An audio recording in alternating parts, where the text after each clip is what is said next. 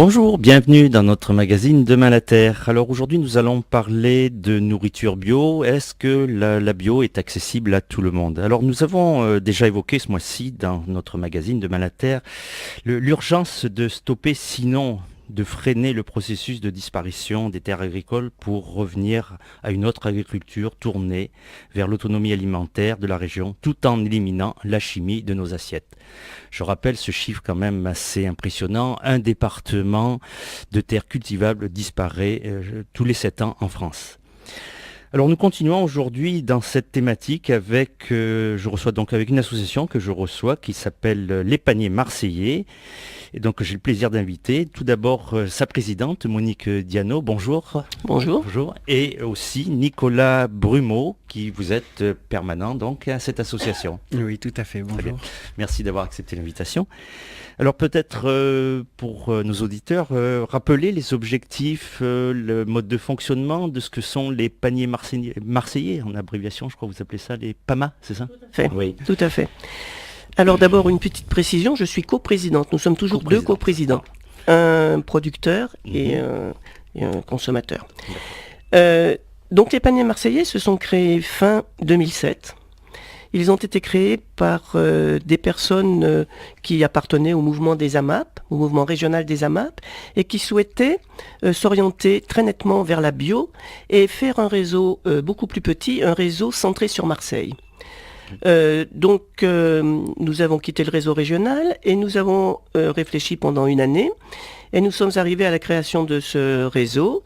Donc la bio, par contre, la porte était ouverte à tous les producteurs qui étaient en conventionnel, à la condition qu'ils s'engagent à se mettre à la bio. Et pour ce faire, nous avons un agriculteur conseil qui, à leur demande, va les aider à faire cette révolution, parce qu'il s'agit d'une véritable révolution que de passer de l'agriculture conventionnelle à l'agriculture biologique. Et c'est ainsi que dès 2008, on a eu 4 ou 5 maraîchers qui sont passés de la conventionnelle à la bio, qui maintenant sont en bio à 100% et qui ne referaient jamais le retour en arrière. Le passage à bio, c'est à peu près 3-4 ans, à peu près 3 ans, oui. C'est ça, oui, d'accord. À peu près.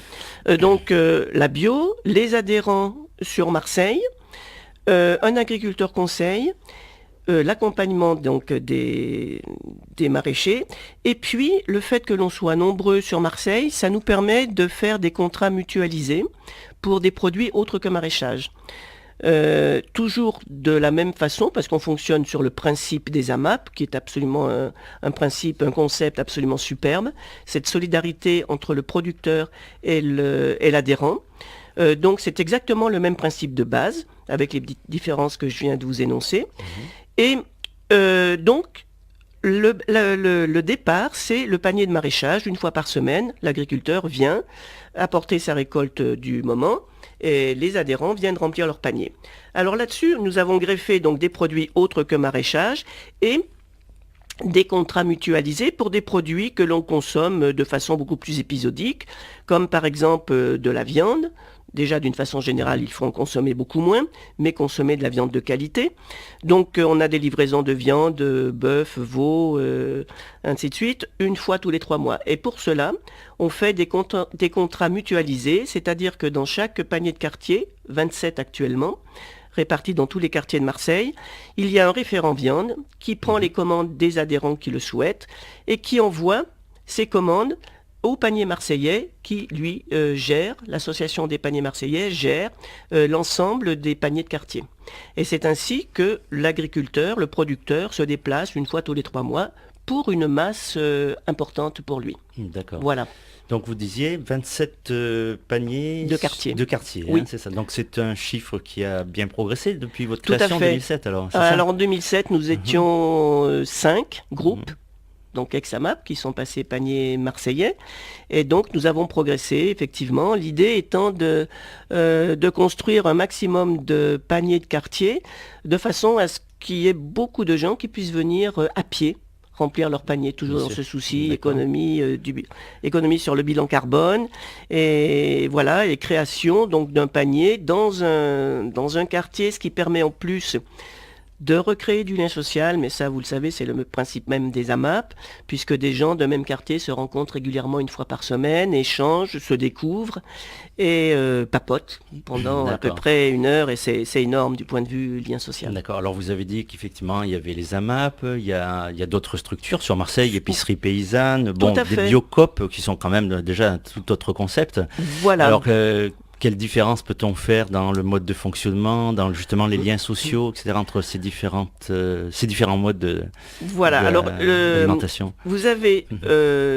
je dirais, dans le même panier, mais c'est pas très bienvenu comme jeu de mots, mais dans le même concept, vous avez 3 réseaux sur Marseille. Vous avez le réseau que je vais nommer en premier des paniers marseillais, puisque c'est lui qui a le plus d'adhérents. Ensuite, le réseau d'Alliance Provence. Sur Marseille, hein, Sur plus de Marseille, terrain, voilà. c'est ça. Ensuite, Ouais. le réseau Mhm. d'Alliance Provence, donc qui est le réseau mère des AMAP. Alors Alliance Provence, c'est sur toute la région PACA, C'est je sur crois, toute c'est la ça? région Ouais, PACA. c'est ça. Voilà. Et puis le réseau Créamap, qui a aussi quelques D'accord. paniers sur Marseille, qui est sur le même principe que les AMAP.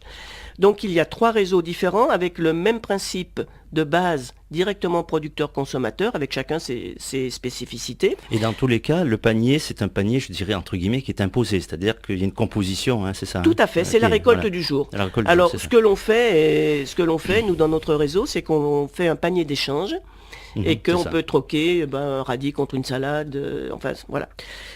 Donc ça marche bien. Et puis vous m'avez parlé de épicerie paysanne. Paysanne, Alors ça, c'est un autre concept.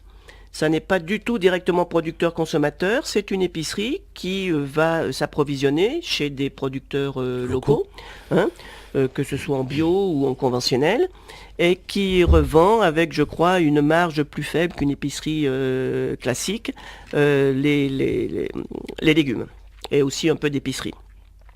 Et puis vous m'avez parlé des biocoop. Alors les biocoop, là on est dans un autre domaine parce que c'est à une échelle nettement supérieure. Oui. Et bon, c'est complètement différent. Je crois que maintenant les biocoop s'orientent un peu plus vers autant c'était quelque chose de magnifique au départ, et maintenant on a l'impression que certains c'est un peu plus du marketing, c'est un peu plus esprit grande distribution, avec des différences pour chaque gérant. Donc j'en dirai pas plus. D'accord, d'accord. Alors, ces paniers marseillais se répartissent dans Marseille. Alors, est-ce qu'ils sont répartis de façon équitable? Est-ce que c'est dans les quartiers, je dirais, riches, privilégiés, les quartiers pauvres? Qu'est-ce qui veut répondre à cette question? Ouais, peut-être Nicolas pourrait Alors, répondre. Nicolas Brumeau, oui. Alors, on a des paniers de quartier dans un petit peu tous les arrondissements de Marseille. Alors effectivement, on a quand même davantage de paniers de quartier dans ce qu'on appelle l'hypercentre de Marseille, mais ça ne nous empêche pas d'avoir des paniers jusqu'à l'Estac, jusqu'à Lumini. On a des paniers de quartier dans des quartiers assez riches, comme vous dites, mais pas uniquement. On s'est installé dans des quartiers dits sensibles, notamment le panier de la Calade. On a aussi le panier de... La Calade, pour peut-être tout le monde ne connaît pas où Alors, se situe la Calade. Le quartier de Ouais. la Calade se situe juste à côté des anciens abattoirs, D'accord, dans le 14e arrondissement de Marseille. d'accord. Et c'est un... Dans le 15e arrondissement, 15e. pardon. Et c'est un panier qui se situe à la maison de quartier de la Calade et qui est situé entre plusieurs cités HLM. Et la grande majorité des adhérents de ce panier-là sont des personnes qui, avant de venir à notre panier de quartier, se fournissaient au marché aux puces. Bon, alors évidemment, c'est des légumes d'une qualité bien moindre, mais ces gens-là partaient de l'a priori que la bio était pas pour eux et que ça allait être beaucoup plus cher que les courses Alors qu'ils ça, pouvaient effectivement, effectuer au marché c'est aux un puces. argument que l'on entend très souvent, c'est-à-dire que le bio n'est pas accessible à tout le monde et donc tout le Voilà. monde ne peut pas se permettre d'acheter du bio. Alors qu'est-ce que vous répondez? Eh ben, on a commencé par essayer d'aller monter ces paniers de quartier et pour voir ce que pouvaient en penser ces habitants-là et si effectivement c'était moins cher pour eux. Ils étaient assez réticents au départ et puis ils se sont assez vite tous rendus compte que non seulement c'était pas plus cher, mais étant donné qu'ils ne jetaient plus de légumes parce que les légumes étaient d'une bien meilleure fraîcheur, ça leur revenait même moins cher. Et donc c'est ça qui a permis de développer ces paniers-là. On pourrait peut-être d'ailleurs donner, on l'a pas dit, le chiffre, le coût d'un panier et sa composition ou son poids peut-être Ouais.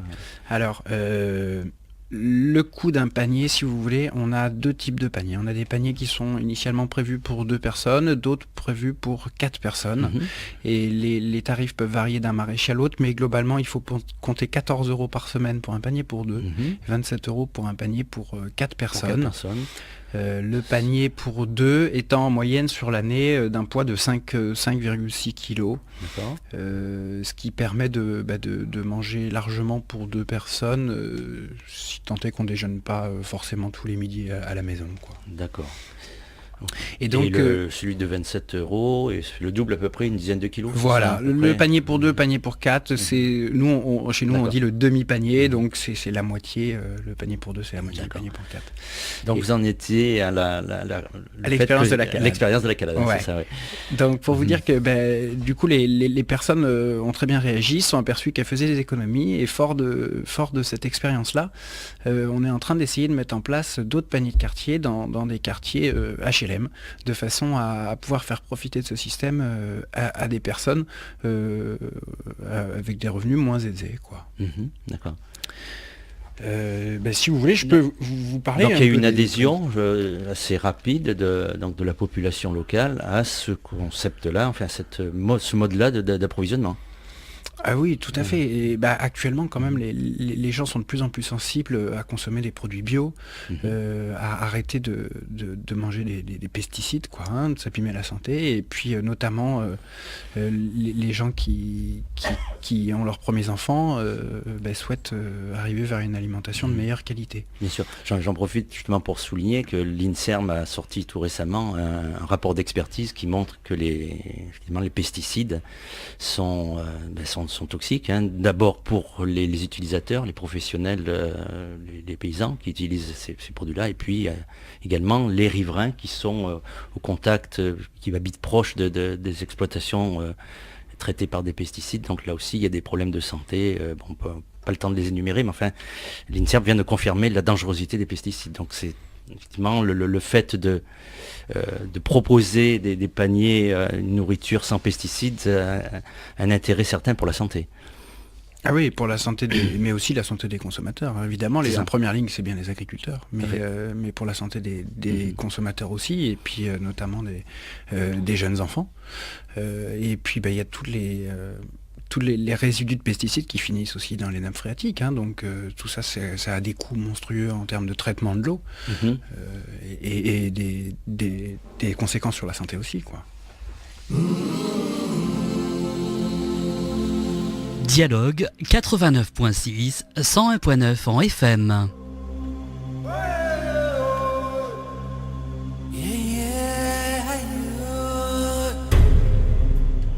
Retour à notre magazine Demain la Terre. Je rappelle mes invités, Monique Diano et Nicolas Brumeau de l'association Les Paniers Marseillais.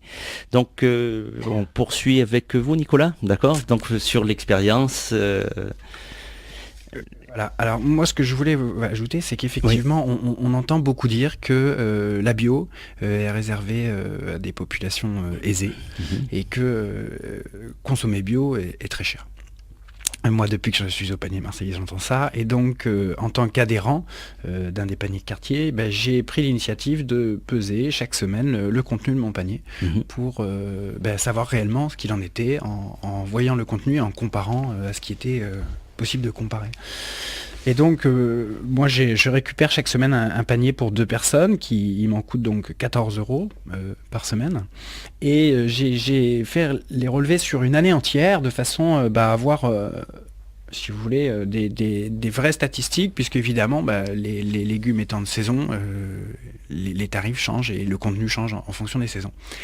Et donc, sur une année, j'en suis arrivé aux moyennes suivantes. Donc, on a un nombre d'articles moyen sur une année de 9,33 articles, donc entre 9 et 10 légumes chaque semaine en moyenne, pour un poids du panier de 5,75 kg et un prix au kilo des légumes de 2,54 €, ce qui confirme à peu près ce que nous avions en tête, puisque les paniers marseillais décident entre producteurs et consommateurs du tarif des paniers, et on s'était basé sur un prix au kilo de 2,50 €.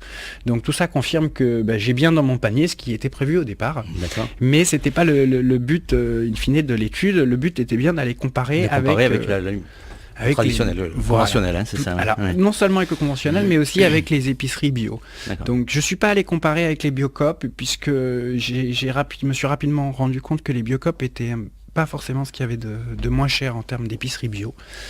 J'ai comparé avec une enseigne bio d'une compagnie d'hypermarché. Que je ne vais pas citer ici, mais les résultats sont assez édifiants. Donc nos produits sont en moyenne sur l'année dans ces épiceries-là 70% plus chers là-bas. Donc ça confirme bien que c'est la marge qui est très importante pour ce qui est des produits biologiques. Et donc si la bio est plus chère, c'est avant tout parce que les hyper, la grande surface en profitent pour utiliser des marges supérieures à la bio qu'ailleurs. Et ça leur convient bien de cantonner la bio à un créneau bio-bobo. Voilà. Mais ça, je m'en doutais largement. Ce dont je me doutais un peu moins, c'est que nos légumes en lissés sur l'année sont moins chers que les légumes en hypermarché conventionnel. Donc je suis allé, je ne vais pas le citer, mais dans un grand hypermarché marseillais.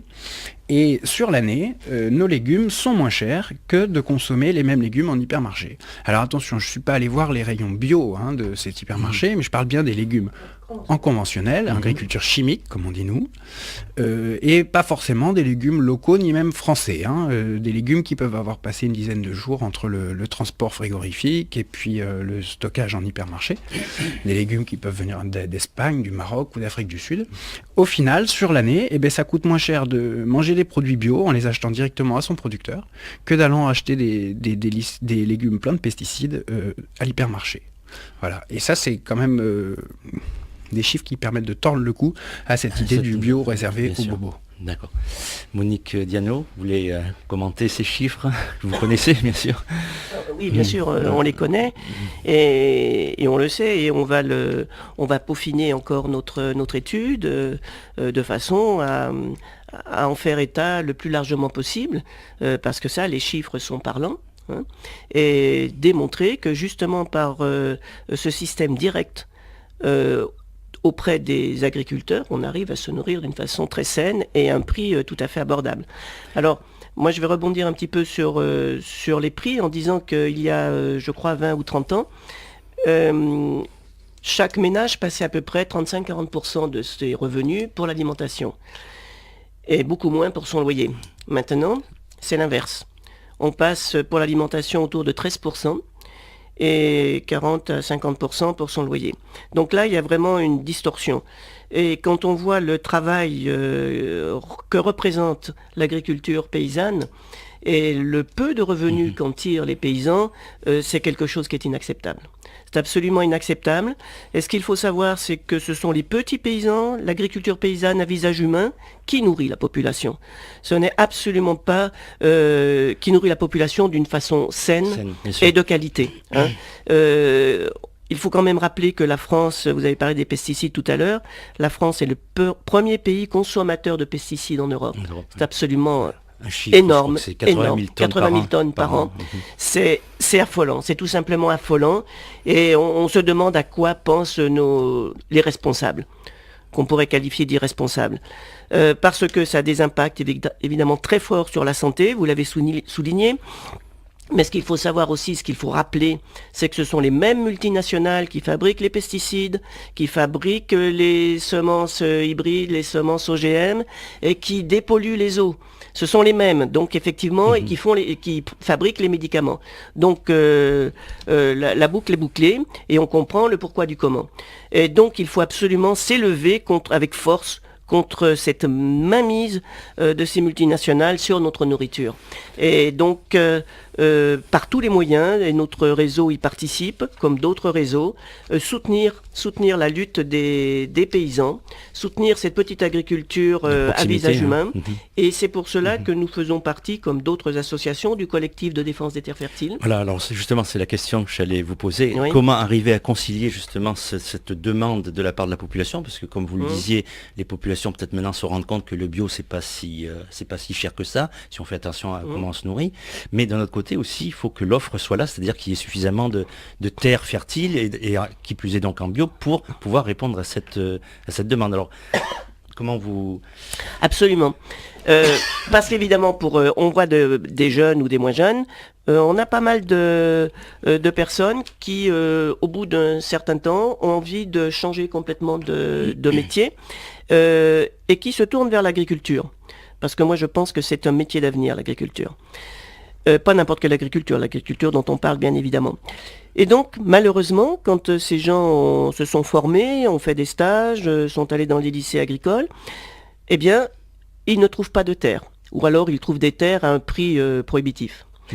Donc, il faut le collectif de défense des terres fertiles, donc qui regroupe un certain nombre d'associations, de syndicats sensibilisés à ces problèmes.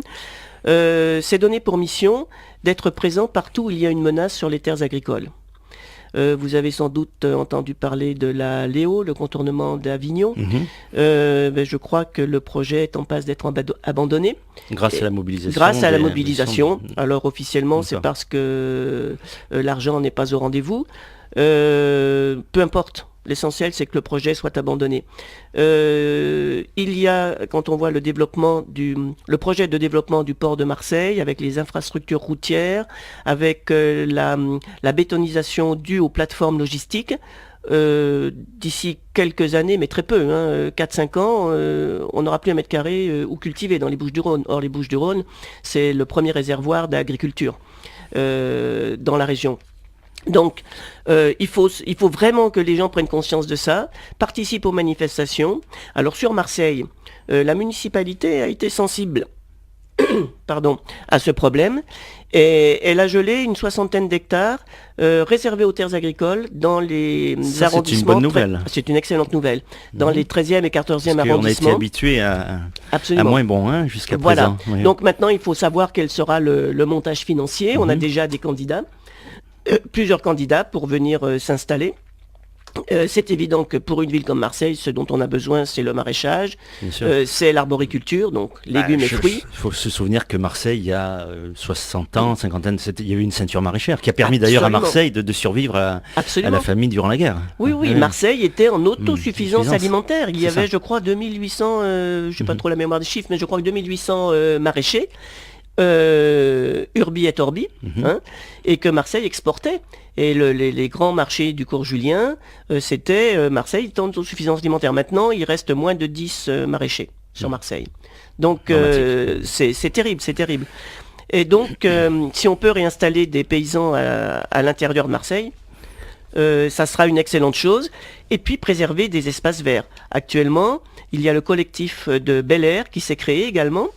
Le parc Bel Air, début de la montagne, de la colline Saint-Barthélemy, 1 hectare avec une bastide à l'abandon sur laquelle il y a un projet de logements sociaux. Or, dans le coin, il y a plus de 75% de logements sociaux, donc c'est absolument pas justifié. Par contre, il n'y a aucun espace de rencontre pour les gens. Donc le collectif Bel Air a commencé par nettoyer le parc, avec des bénévoles uniquement. Et on a eu l'appui de MPM qui met gracieusement à notre disposition des bennes. Et donc on est allé nettoyer le parc, on a planté des arbres et on espère que la municipalité sera sensible à ce désir, à ce besoin des gens du quartier d'avoir un espace à leur disposition. Donc vert. Je suppose que vous soutenez tous les projets de jardins partagés par exemple. Absolument, tous les jardins partagés, chaque mètre carré doit être récupéré pour planter, pour embellir la ville et la rendre un peu plus verte. D'accord. Et alors, donc, il nous reste un petit peu de temps encore pour terminer. Je veux dire, il y a quand même évidemment des freins. Je suppose que des syndicats agricoles comme la FNSEA ou des lobbies, donc ça va être difficile d'arriver à à contourner ce genre de résistance. Ben, c'est sûr qu'on n'a pas tout à fait le même langage, mais il faut pas partir Enfin, je veux dire, auprès battu. des agriculteurs, donc arriver à les Mhm. convaincre d'abandonner peut-être un certain type de... Ben, oui, ben, on peut Mhm. peut-être y arriver. Et il faut surtout pas jeter la pierre à ces agriculteurs. Ils ont été formés, conditionnés pendant Formatés. des décennies, formatés par l'agrochimie qui leur a dit en dehors de la chimie, pas de salut. Hein. Heureusement qu'il y a quelques irréductibles qui ont réfléchi et qui se sont posé des questions.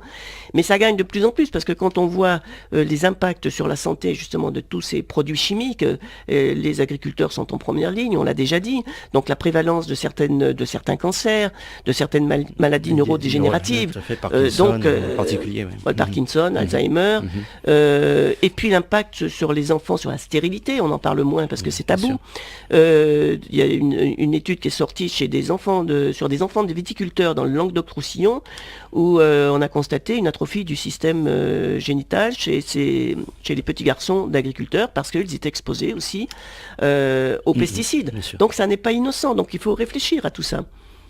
Et en plus, certains y arrivent à faire de l'agriculture biologique. Je parle de l'agriculture biologique, encore une fois, petite agriculture paysanne, De et pas proximité, l'agriculture surtout. biologique industrielle qui bien a les sûr. mêmes défauts que l'agriculture conventionnelle. Tout à fait. Hein, soyons très clairs là-dessus. C'est surtout privilégier la proximité pour être justement dans une société moins gourmande en énergie, etc. Exactement. Alors je voudrais simplement rappeler avant la fin que ça s'appuie sur des chiffres aussi.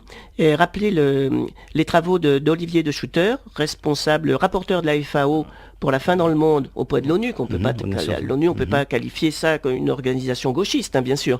Et donc, il démontre, chiffres à l'appui, que seule la petite agriculture paysanne, biologique, agroécologique, est en capacité de subvenir. nourrir 9 à 12 milliards d'individus. Donc, c'est sans appel, c'est clair. D'accord.